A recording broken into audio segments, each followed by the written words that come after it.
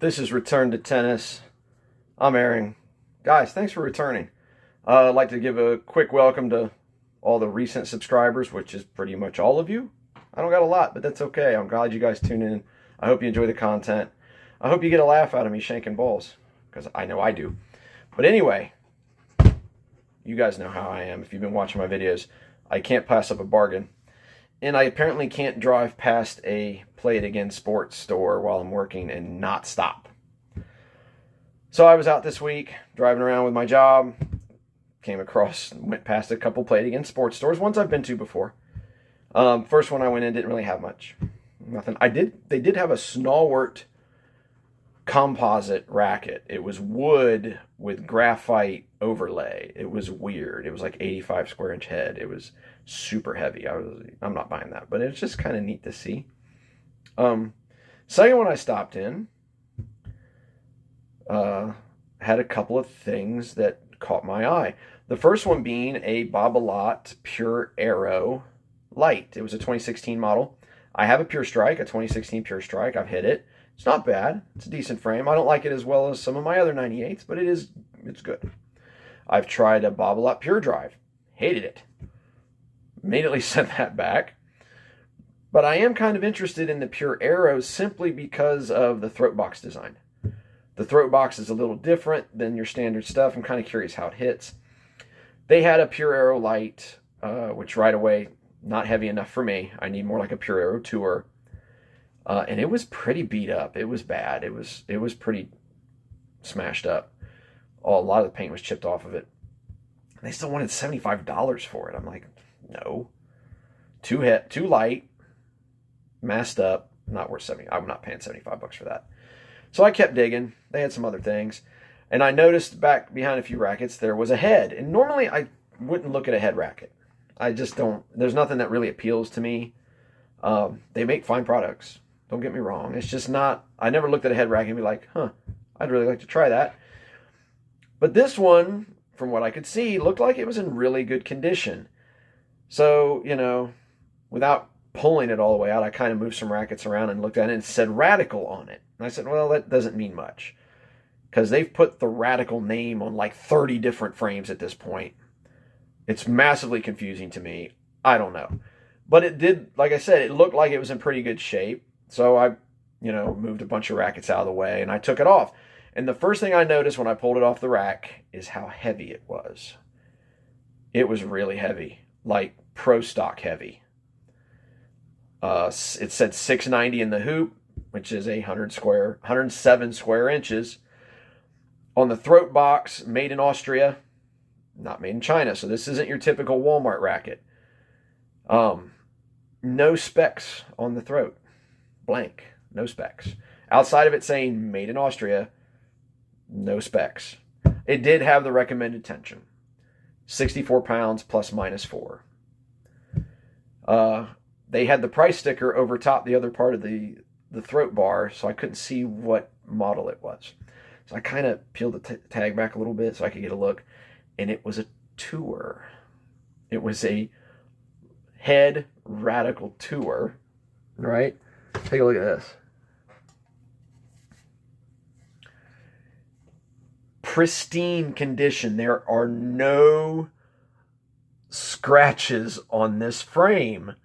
Not a single scratch. Anything that I saw that I thought was maybe a scratch, I was able to wipe off with my thumb. Now there is a little bit of scuffing on the head guard at the top, but that's it. The paint is perfect. Not a single nick on this frame. Not one. Very impressive. How much? $30. $30 for this. Now, I went on eBay and checked them out, and I saw them going for like $75, $80, and they were beat up. They were really badly nicked and dented and scratched, and they were bad shape. Playable, but they were beat up. Ones that were like pristine condition, played, but still in really great condition, $150 to $200. New old stocks like $260 and up. $30. These guys over there, they didn't know what they had on the shelf. Fortunately, I kind of took a gamble. I wasn't sure either. A lot of stuff gets that Radical tag slammed on it to sell rackets. But for 30 bucks, and when I felt how heavy it was, I was like, we'll take it. We'll take it and give it a shot. This is the Andre Agassi frame, which is big for me because I'm a huge Andre Agassi fan. So to have a model that he was playing or endorsing from that era, it's made in 1995. It was called the Zebra paint job. I was thrilled to get it for $30. Strung, as you can see. It came strung. The strings are in such good shape that I can actually still read the text on the strings. I don't think these have been played. There's no scuffing on the strings. There's no ball marks. These are brand new strings. Of course, I don't know when it was strung, but these are brand new strings. They've never been hit.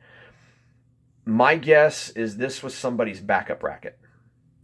They played head radicals. They played radical tours. They had 2 or 3 of them in the bag. This was a backup that very rarely got played.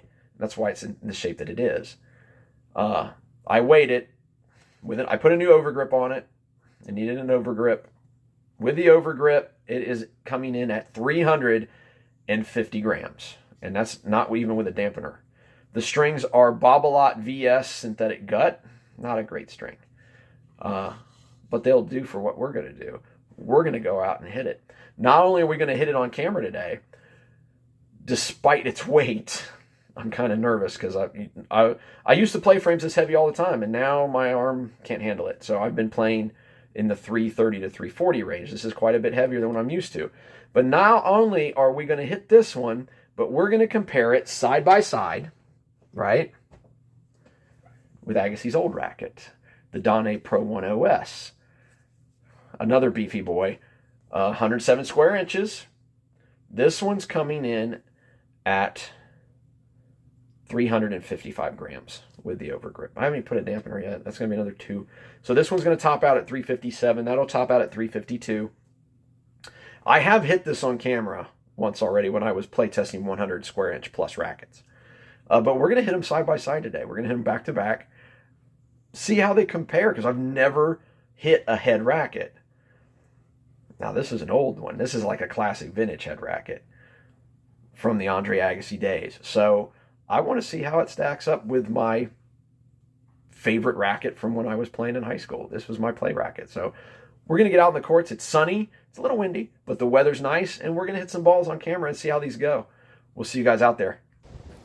All right, guys, here we go. Starting off with the Donnie Pro 1 OS, oversized. We warmed up with our Angel K7 line and actually hit it spectacularly well today. And we have a good start going with the Donnie as well.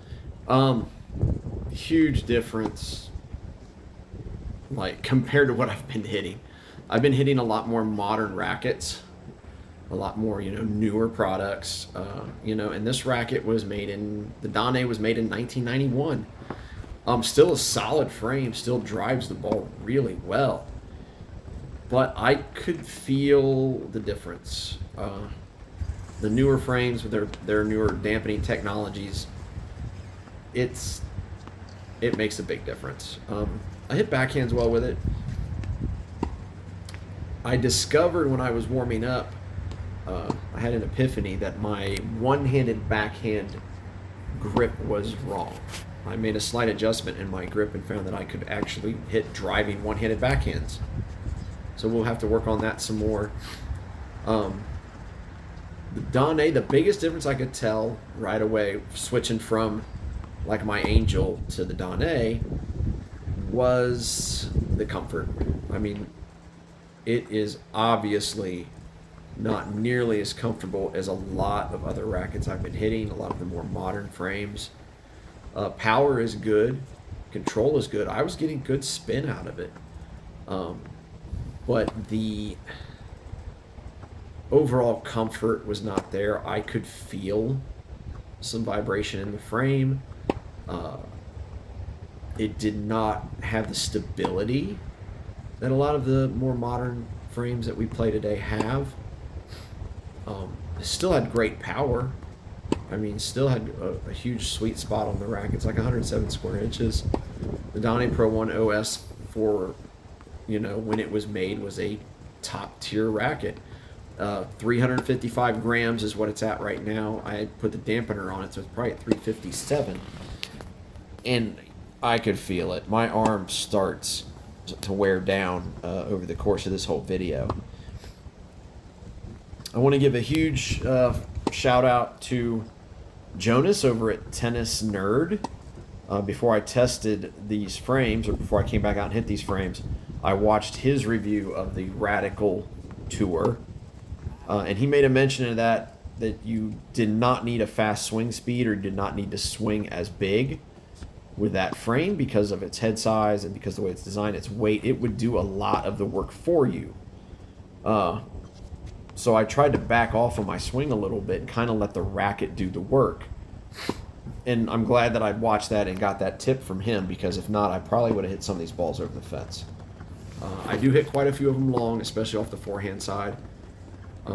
Backhands were not bad at all.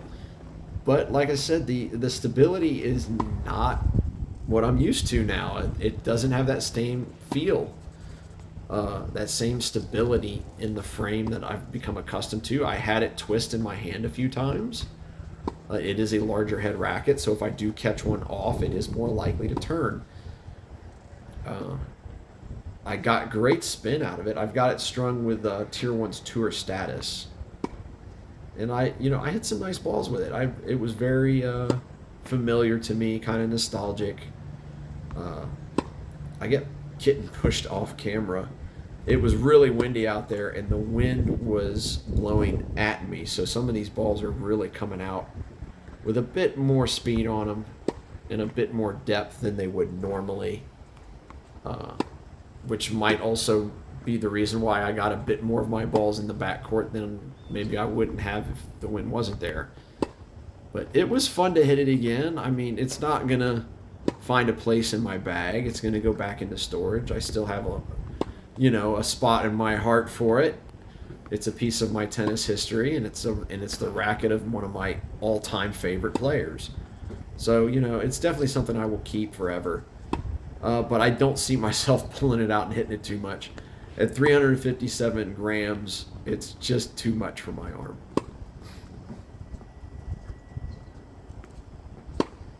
There was a nice one. I did get some nice swings out of it, and some really nice cuts on the ball. But just too much weight now. The good news is that came out of this day with hitting all these is me making the adjustment on my one-handed backhand that I needed and getting them really enjoy the weather. I mean, it was beautiful out there. A little low. There we go. Definitely able to drive two-handed backhands a bit better with this frame than I do with some of my others. The extra head size, being a larger head, a little more power, it was a little easier to really kind of drive balls with it.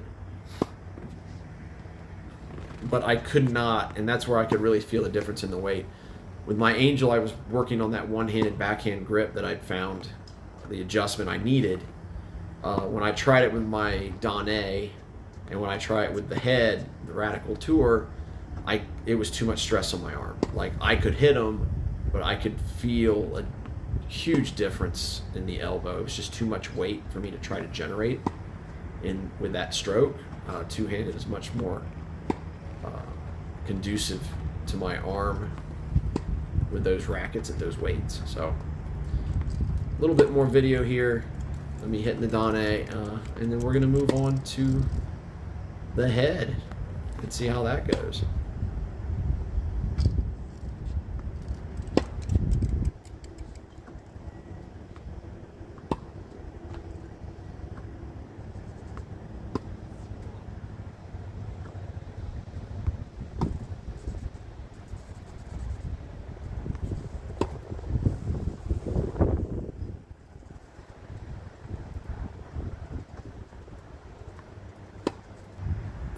Alright, here we go, guys. First time ever hitting the Head Radical Tour Zebra Edition paint job. This is from 1995. Near mint condition. I started off, I had some really nice backhands with this. I don't have those on camera because the machine locked up on me. I had to shut everything down and start over. About 8 balls in, it just decided to stop feeding. There was a good one, but I hit really nicely with this. I could feel the similarities between this and the Donnie because they were both Agassi plane frames, but the big difference was the stability and the comfort. It was a step up in stability and comfort with the head. The head Radical Tour was a little more stable. I didn't have any issues of it twisting in my hand on a mishit. It was more comfortable. I didn't get the same kind of vibration out of the frame that I did with Donnie. But of course, you know, you're talking about 2 different companies and 4 years in difference and changes in technology in that time period. So there's bound to be some improvements. It did take me a little longer to kind of dial in forehands with the head. I did struggle with forehands more. The Donnie, I started hitting forehands fairly clean and consistently a lot earlier on than I do with the head. And that might just be because, you know, I do have some familiarity with the Donnie. This is the first time hitting the head. That was a nice one. Ooh, I ripped that. The head Radical Tour, it's my first day hitting it. The strings are not good. The strings were new, they had never been hit. They're just not a good string. They're synthetic gut. They shifted quite a bit. They had no snapback.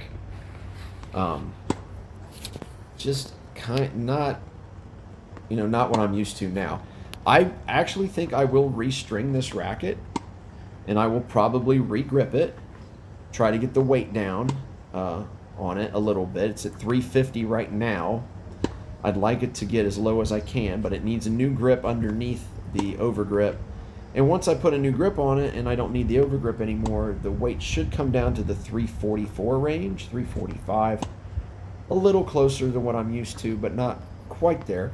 I'm considering keeping this in my bag just for fun. I mean, I enjoyed hitting it. It was very solid, but it definitely needs a better string, something a little more spring friendly, a little more arm friendly, better snapback. I think I'll probably go with Tier 1's Black Knight in this racket. Give that a shot. It's a good spin, soft poly. I know what you're thinking. Why not a Witex, right? Because I love my Witex strings. I'm not going to put a Witex string into a frame that I'm only going to hit once in a while. My Witex strings are reserved for my frames that I play consistently. So, as a matter of fact, as soon as my strings wear down in my K7 Lime, I will be putting a Witex string in those into that frame. But this racket was a lot of fun to hit, even though you can't even see me now. I'm so far off camera. With the wind blowing at the back of the machine like that, I was getting balls thrown so far deep into the court that it was not feasible for me to move up. You know, I'd have to hit them on the rise, which is something I'm still working on. But it was a fun hit. I'm glad I picked it up for $30. I mean, you can't beat that. The head Radical Tour is a good, solid, pro stock kind of frame. And I can see why it's so popular in the market. There's a lot of head Radical based frames, Radical Tour, Radical MP, right? You know, just a ton of them. And it was a nice hit. I enjoyed it. A lot more comfortable and stable compared to the Donnie Pro 1. So it's a nice find. I'm glad I got for $30. Yeah, you can't beat it. You can't beat it. So don't get me wrong. We'll try. We'll see if we can find something that's an even better deal than that at the stores. There was a nice one-handed backhand. But again, even with this frame is right now sitting at 350 grams. It's 5 grams lighter than the Donnie, and it's still a lot of stress on my arm to hit one-handed backhands with it. It just feels like it's too much weight on extension. So we're gonna see if we can get the weight down with a regrip. But that is it, guys. Thanks for tuning in for this Donnie versus head matchup, the classic Andre Agassi rackets meeting and being compared to one another. Little vintage action. We might do a video later this year if the weather holds of just vintage frames that I have in my possession. We'll go out and hit them. I've got some vintage Wilsons, some Stuza Fishers you've seen. Now I've got a vintage head, vintage Donnie. We've got a few, so we'll get out, maybe hit them as a group, see how it goes. But that's all for now, guys. Hopefully we'll have some UTR matchups maybe next weekend. I'm hoping around the 8th. We'll see how it goes. But get out there, enjoy the weather while it's still warm before the snow comes. Hit some balls. May all your returns be for winners. And we will return you to your regularly scheduled programming.